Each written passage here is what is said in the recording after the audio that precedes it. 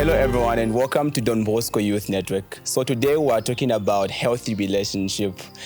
Join me as we get to learn from the Don Bosco vibers on how they understand healthy relationship.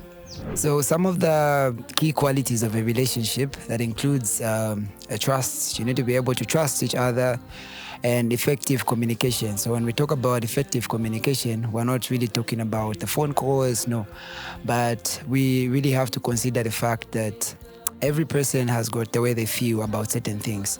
And most of these relationships, they don't really end because people cheat and whatnot, but it is because of the ineffectiveness of communication. I need to be able to know how my friend feels about a certain thing.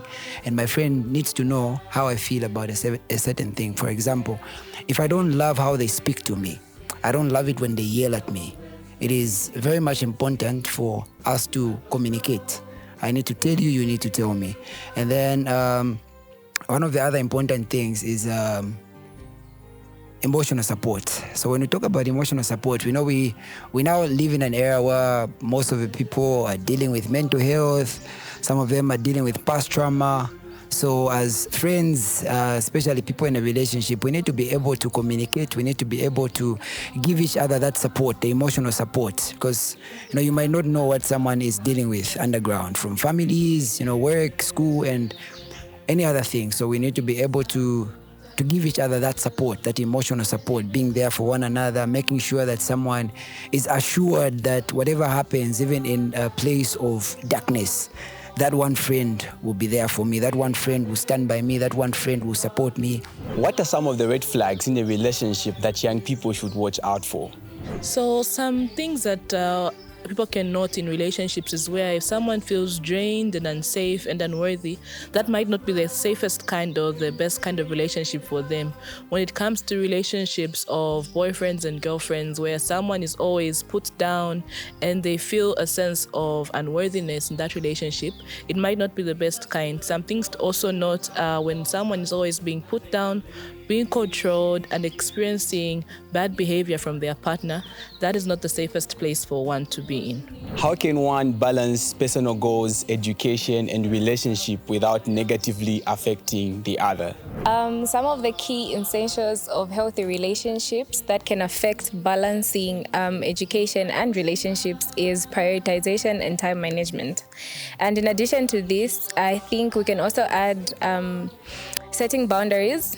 I think it's very essential to know where to stop, and also just the key time to start certain things. So yeah, time management, prioritization, and setting boundaries are a key and essential factor in balancing education, relationships, and your life as a whole.